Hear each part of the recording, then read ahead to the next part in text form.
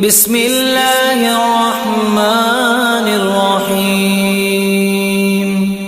ياسين والقرآن الحكيم إنك لمن المرسلين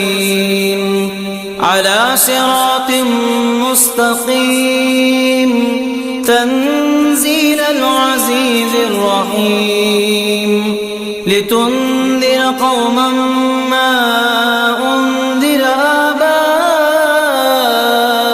فهم غافلون لقد حق القول على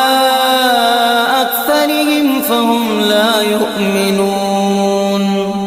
إنا جعلنا في أعناقهم أغلالا